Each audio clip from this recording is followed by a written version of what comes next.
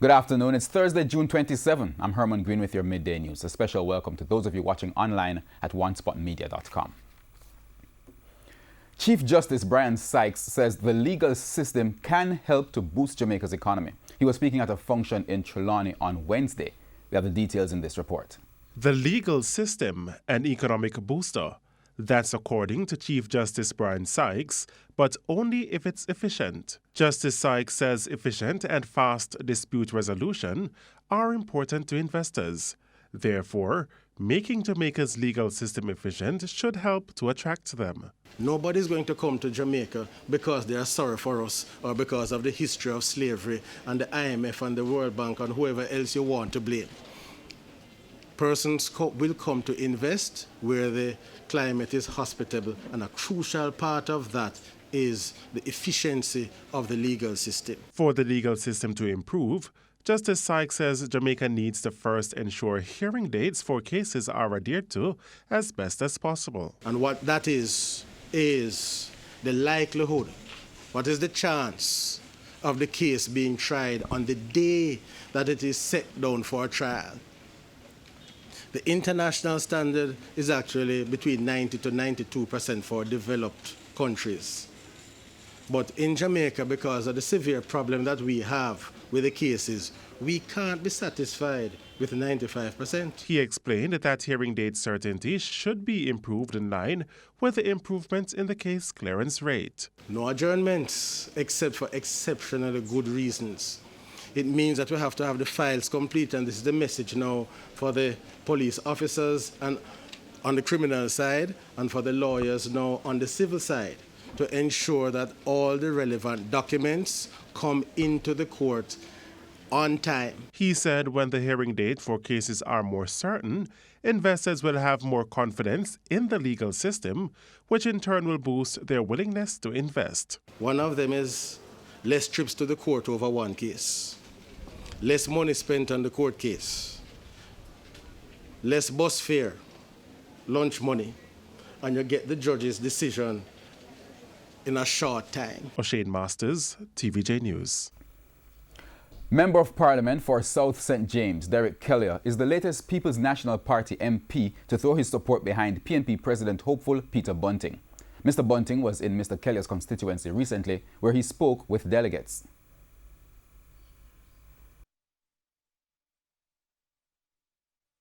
Former General Secretary. Yes, sir.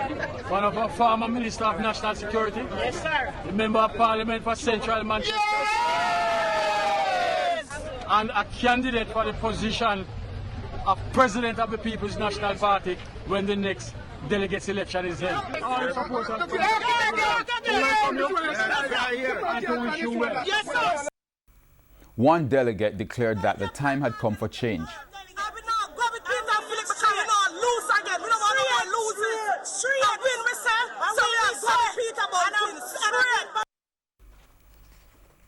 There's more controversy over the recent primary exit profile PEPP examination results, with President-elect of the Jamaica Teachers Association, Owen Speed, asserting that there was a deliberate withholding of information by the Education Ministry in relation to some aspects of students' performance.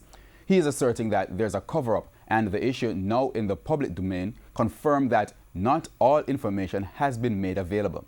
Since the release of the PEPP results last week, there have been questions about the results and the format, which ranks students by a scaling method.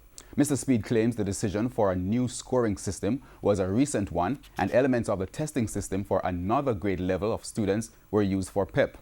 He made the assertion last night while speaking on TVJ's All Angles.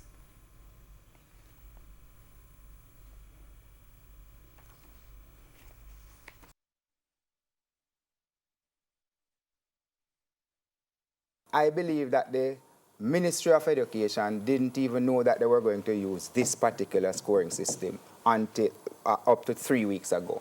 And as a result of that, what they have done is to go to the grade 1 individual learning profile headings, and they have grabbed from that and they have used them here and just added highly proficient to it. So that is what they did. And so I am seeing it as a cover-up because the scores are so terrible.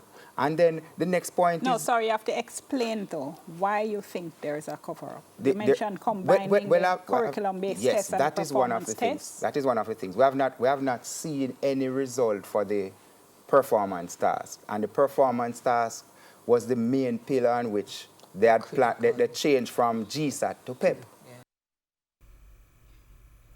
The number of teachers at the primary school level declined last year compared to the previous year. The latest economic and social survey shows that in 2017-2018, teachers in public sector primary institutions numbered 9,560 compared with 9,834 in the 2016-17 school year. The average pupil-to-teacher ratio was 25:1.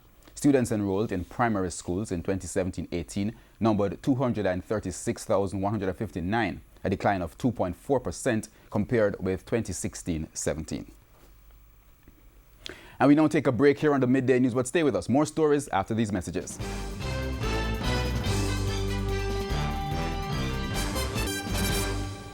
Welcome back, continuing the news.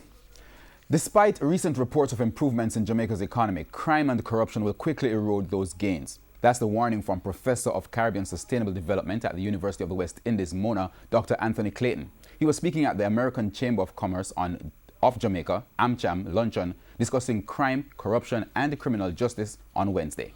7% of GDP per annum. That, according to Dr. Anthony Clayton, is the cost of crime and corruption to the Jamaican economy. At 7% of GDP, over that period, 1972 to 2010, that cost us $16.5 billion US. Dr. Clayton surmises that this cost has pushed Jamaica to one of the least performing economies in the region. He drew a comparison with the Cayman Islands. In 1962, Jamaica had great potential in tourism, bauxite mining, and agriculture, while the Cayman Islands had far less. However, 5 decades later, today our per capita GDP is a little over $5,000 US. And the per capita GDP of the Cayman Islands is over $64,000 US. That underperformance, he says, is caused by crime and the association between criminals and political leaders since independence. He pointed out that if persons in public office, including politicians, were honest, clean, and competent, controlling crime now would be easy. The problem is when the boundaries between the two are blurred, and when you have criminals who are getting high-level political protection. At that point, it's much harder to deal with the issues. He says research done by his faculty shows that since the 1970s, there have been cost overruns of up to 100% on almost every government infrastructural project. And when we drilled into some of these, we discovered that contracts were going to people with no competence to actually deliver, that people were getting contracts to build public infrastructure which fell apart, and then they were like roads which crumbled, and then they were getting another contract to fix back the road. And so public money was being shoveled out to affiliates of the people making the decisions. It's why he's now warning that with a glimmer of hope and growth in recent years, Jamaica must address this corruption and crime issue. He warns that short-term fixes will not work, insisting that it will take a paradigm shift in future generations. Herman Green, TVJ News. We go now to our TVJ News follow-up. Better days are ahead for the family of 6 that was living in an old outside kitchen in Connors, St. Catherine. The family moved into their new home yesterday. The single mother, Julie White, says she was given notice to leave the place which she previously rented. In a bid to help, her mother told her she could stay in the zinc structure she called home for the past year. Now, having her keys in hand, Ms. White says she's grateful for the new house.